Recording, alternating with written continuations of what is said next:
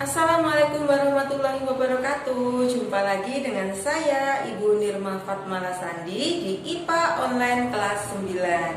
Kali ini Ibu akan membahas tentang materi pewarisan sifat, meneruskan materi minggu lalu. Nah, untuk mengingat apa sih pewarisan sifat itu? Mengapa manusia itu bisa memiliki sifat yang sama, apalagi satu keluarga? Memiliki bentuk rambut sama, jenis kulit yang sama, bentuk hidung yang sama. Hal ini karena adanya pewarisan sifat.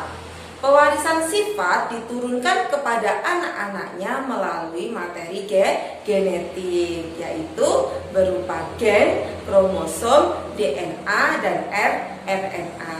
Nah, pewarisan sifat pertama kali ditemukan oleh Gregor Johann Mendel.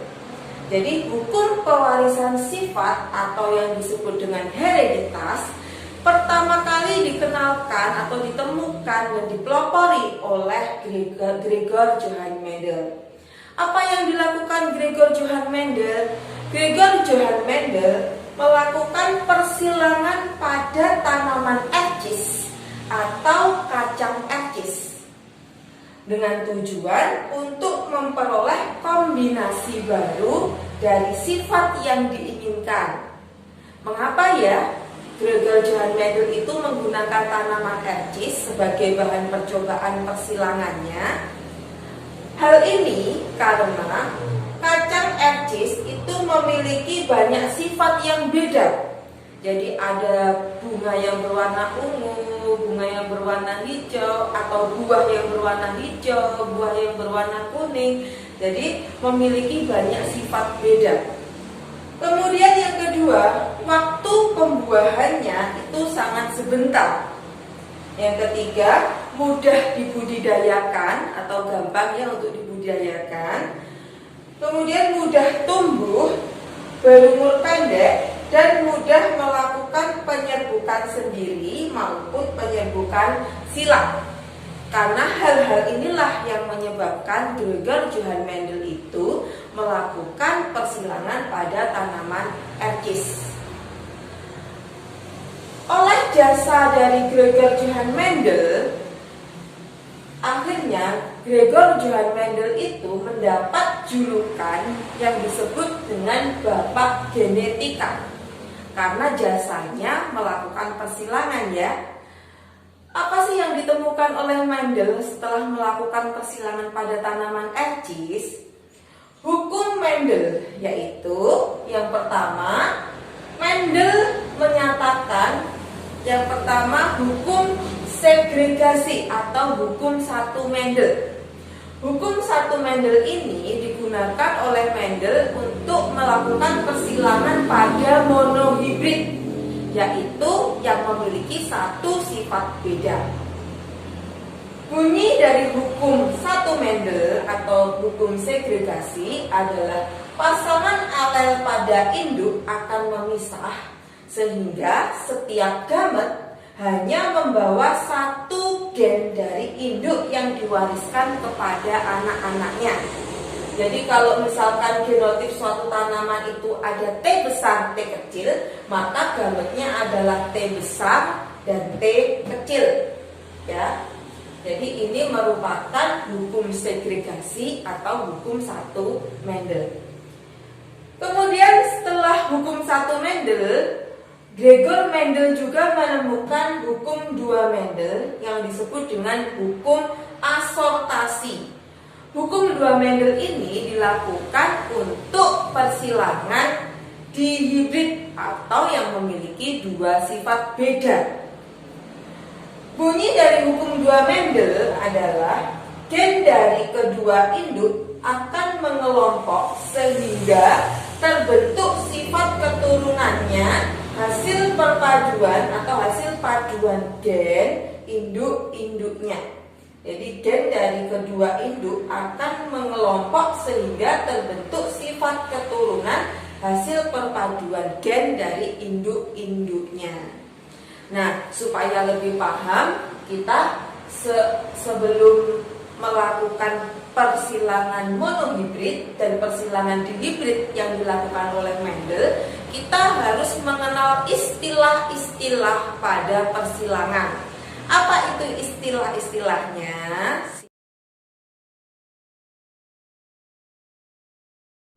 Oke, sekarang kita belajar tentang istilah-istilah dalam persilangan. Yang pertama adalah parental, simbolnya P besar, yaitu orang tua atau induk yang melakukan persilangan.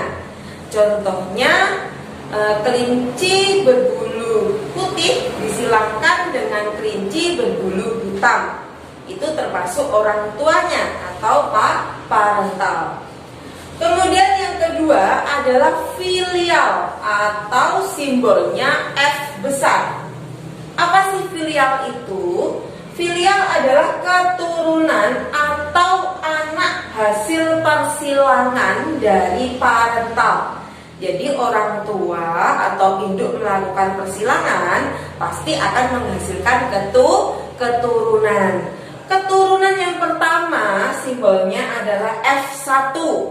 Keturunan yang kedua simbolnya F2 dan seterusnya. Yang ketiga adalah gen dominan. Apa sih gen dominan itu? Sifat yang menutupi sifat resesif. Jadi yang namanya dominan pasti menang ya. Jadi yang menutupi gen resesif ditulis dengan huruf kapital. Jadi gen dominan itu gen yang menang, yang ditulis dengan huruf kapital. Contohnya M besar atau L besar atau H besar. Itu termasuk gen dominan. Lalu ada gen resesif. Apa sih gen resesif itu? Sifat yang ditutupi oleh sifat dominan. Jadi di sini sifat resesif itu berarti kalah ya. Yang menang adalah dominan. Sifat resesif, gen resesif itu disimbolkan dengan huruf kecil. Contohnya, bunga berwarna merah disilangkan dengan bunga berwarna putih. Merah simbolnya M besar, putih simbolnya M kecil. Maka M besar, merah ini termasuk dominan. Sedangkan putih M kecil ini merupakan gen resesif. Dan jika ternyata bunga berwarna merah disilangkan dengan bunga berwarna putih, menghasilkan 100% bunga berwarna merah. Jadi merah di sini menang, ya kan? Kalau menang berarti sifat merah ini termasuk sifat dominan. Karena itu simbolnya adalah huruf kapital. Selain gen resesif, gen dominan, ada gen intermediate. Apa sih gen intermediate itu? Sifat yang gennya sama kuat. Contohnya, apabila bunga berwarna merah disilangkan dengan bunga berwarna putih, ternyata menghasilkan bunga berwarna merah muda. Maka merah dan putih di sini sama-sama kuat. Artinya merah muda ini termasuk sifat campuran dari bunga berwarna merah dan bunga berwarna putih. Ini termasuk gen intermediate. Yang keenam adalah alel. Apa sih alel itu? Alel adalah anggota dari sepasang gen yang homolog. Sepasang gen yang homolog contohnya adalah M besar, M kecil. Maka alelnya adalah M besar dan M kecil. Ini termasuk alel. Jadi anggota dari sepasang gen yang homolog. Yang ketujuh adalah fenotip. Fenotip adalah sifat yang tampak. Jadi kalau kita menyilangkan bunga berwarna merah dengan bunga berwarna putih, maka sifat yang tampak di situ apa? Bunganya berwarna merah, ya kan? Nah, itu termasuk sifat fenotip, warna merah. Fenotip bisa dilihat oleh panca indera. Sedangkan sifat genotip, jadi genotip itu sifat yang tidak tampak. Jadi berbanding terbalik dengan fenotip ya. Kalau fenotip itu sifat yang tampak, bisa dilihat oleh mata, kalau genotip itu sifat yang tidak tampak yang biasanya dituliskan dengan lambang-lambang huruf. Contohnya, bunga berwarna merah, lambangnya adalah M besar, M besar. Bunga berwarna putih, lambangnya M kecil, M kecil. Jadi ingat-ingat ya, sifat fenotip itu sifat yang tampak. Contohnya warna merah, warna putih, batang pendek, batang tinggi. Sedangkan genotip sifat yang tidak tampak, ditulis dengan huruf kapital atau huruf kecil. Contohnya M besar, M kecil, M besar, M besar, T besar, T besar, T besar, T kecil. Seperti itu. Kemudian yang ke-9 adalah homozigot. Apa sih homozigot itu? Homozigot adalah gen yang memiliki pasangan alel yang sama. Berarti contohnya homozigot kalau M besar maka alelnya juga M besar ya. Jadi M besar, M besar, M kecil itu termasuk homozigot. Kalau heterozigot itu adalah gen dengan alel yang berbeda. Contohnya M besar, M kecil, T besar, T kecil, ya kan berbeda kan? Kalau homozigot itu alelnya sama, kalau heterozigot alelnya berbeda. Nah, setelah kita memahami tentang istilah-istilah di dalam persilangan, ada parental, ada filial, ada gen dominan, ada gen resesif, kemudian ada gen intermediate, ada alel, ada fenotip, ada genotip, homozigot, dan heterozigot, maka kita bisa melakukan persilangan.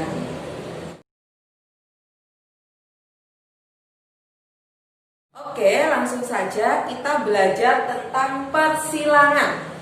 Persilangan dibagi menjadi dua, ada persilangan monohibrid dan persilangan dihibrid. Persilangan monohibrid adalah persilangan dengan satu sifat beda. Contohnya, batang pendek disilangkan batang tinggi. Di situ sifat bedanya adalah batang pendek dan batang tinggi. Kemudian bunga berwarna merah disilangkan dengan bunga berwarna putih. Berarti di situ sifat bedanya adalah warna bunga. Jadi hanya memiliki satu sifat beda. Nanti di situ terjadi persilangan monohibrid. Persilangan monohibrid dibedakan menjadi persilangan dominan dan persilangan intermediate. Persilangan dominan adalah persilangan di mana gennya itu ada yang dominan. Jadi ada yang kuat di situ ya. Contohnya bunga berwarna merah disilangkan dengan bunga berwarna putih, 100% bunga yang dihasilkan adalah berwarna merah. Berarti yang dominan adalah warna merah. Sedangkan persilangan intermediate itu nanti jika persilangannya menghasilkan sifat baru atau contohnya merah disilangkan dengan putih menghasilkan warna merah muda. Nah, di situ ada yang menghadirkan sifat baru apa? Yaitu warna merah muda. Jadi menghasilkan suatu sifat baru karena antara gen satu dengan gen yang lainnya itu sama-sama kuat. Itu termasuk persilangan intermediate. Kemudian ada persilangan dihibrid, yaitu persilangan dengan dua sifat beda. Contohnya, bunga berwarna merah batang tinggi disilangkan dengan bunga berwarna putih batang pendek.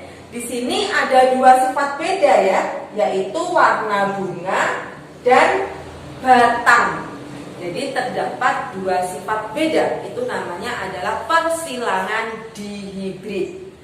Oke, sekarang kita ke contoh soal. Yang pertama adalah contoh persilangan monohibrid.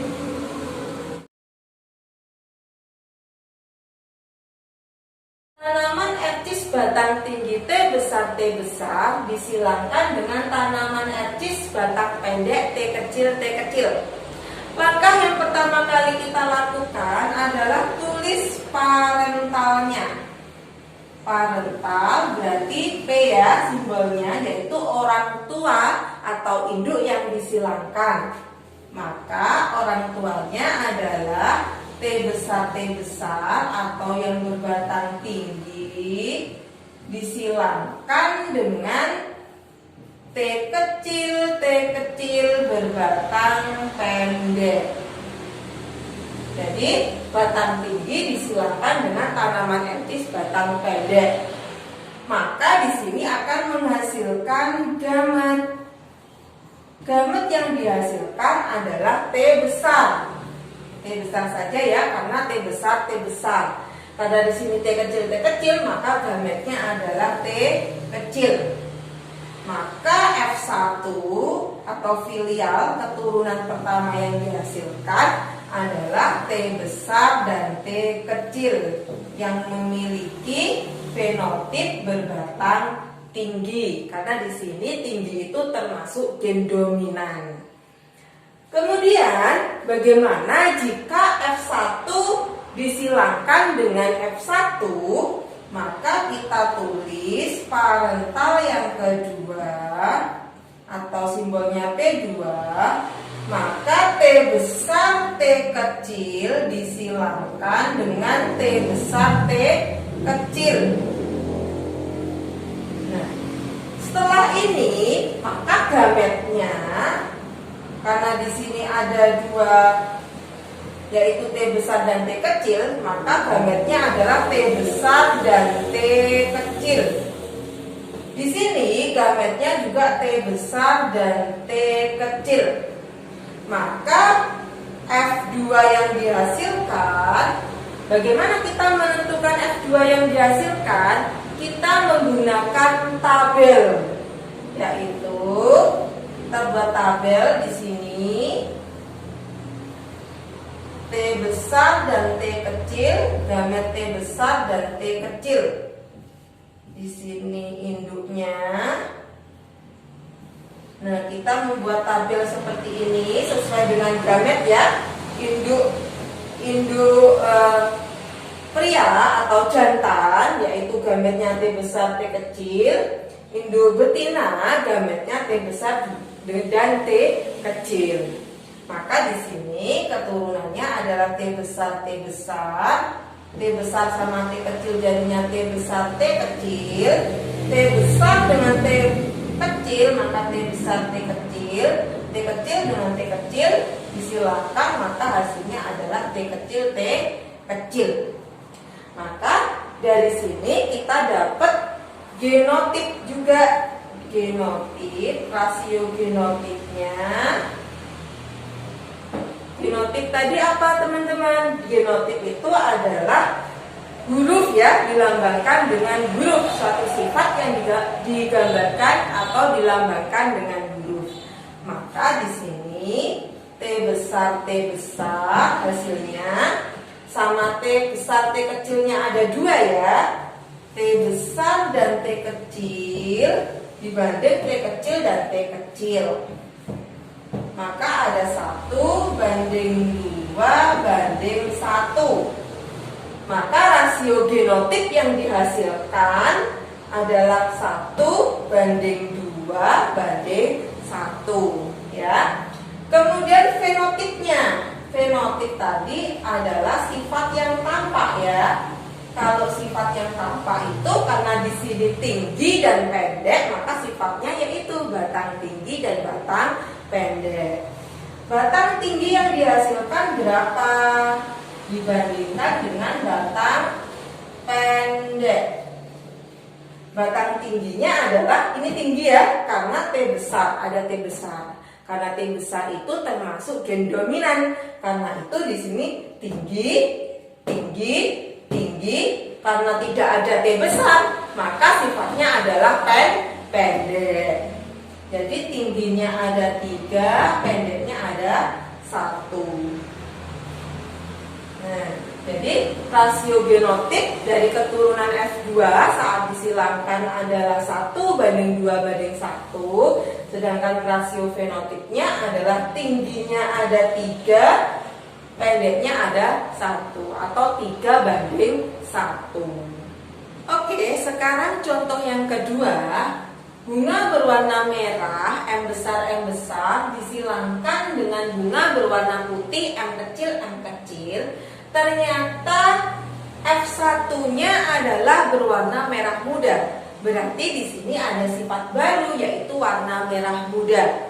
Perpaduan antara warna merah dan putih, gennya yang memiliki sifat sama atau gen yang sama menang gitu ya. Karena itu di sini termasuk persilangan monohibrid intermediate. Bagaimana untuk menentukan persilangan dari F2-nya? Maka yang pertama kita tetap menuliskan parental. Parental P1 adalah M besar bunga berwarna merah disilangkan dengan M kecil berwarna putih. Jadi parentalnya itu bunga berwarna merah disilangkan dengan bunga berwarna putih. Maka gametnya di sini adalah M besar, M kecil gametnya adalah M kecil.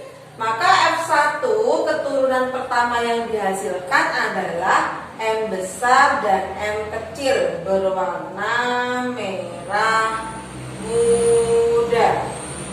Nah, lalu bagaimana jika F1 disilangkan? Maka induk yang kedua atau parental 2, M besar M kecil disilangkan dengan M besar M kecil, ya seperti ini. Jadi di sini merah muda disilangkan dengan fenotip bunga berwarna merah muda juga. Lalu gametnya, karena di sini M besar M kecil, maka gametnya adalah M besar dan M kecil. M besar M kecil gametnya juga M besar dan M kecil. Maka gamet antara M besar dan M kecil, M besar dan M kecil, kita dapat memperoleh keturunan yang kedua. Karena itu kita buat tabel ya. Tabel dari keturunan yang kedua. Kita buat tabel, gametnya adalah M besar dan M kecil. M besar dan M kecil. Maka kita silangkan di sini M besar, maka hasilnya adalah M besar. Fenotipnya adalah warna merah ya. Karena M besar itu warna merah tadi ya. Kemudian M besar dengan M kecil. M besar M kecil warnanya adalah merah muda. Kemudian M besar dengan M kecil, M besar M kecil. Ini juga merah muda. Lalu M kecil warnanya adalah putih. Nah, setelah kita menyilangkan antar gametnya, maka kita memperoleh genotipnya. Genotipnya rasionya berapa nih? Genotip itu yang berupa lambang ya. Jadi ada M besar banding M besar M kecil sama M kecil M kecil. M besarnya 1, M besar M kecilnya ada 2, M kecilnya ada 1. Ini termasuk rasio genotip dari F2. Ini keturunan yang kedua ya. Kemudian fenotipnya. Fenotip itu adalah sifat yang tampak. Jadi sifat yang tampak ada warna merah, kemudian ada merah muda, dan putih. Warna merahnya ada 1, merah mudanya ada 2, warna putihnya ada 1. Nah, jadi seperti ini teman-teman kalau kita melakukan persilangan. Jadi di sini untuk persilangan intermediate ternyata rasio genotip yang dihasilkan adalah 1:1:1, sedangkan fenotipnya bunga berwarna merah itu 1, bunga berwarna merah muda itu 2, dan bunga berwarna putih itu adalah 1.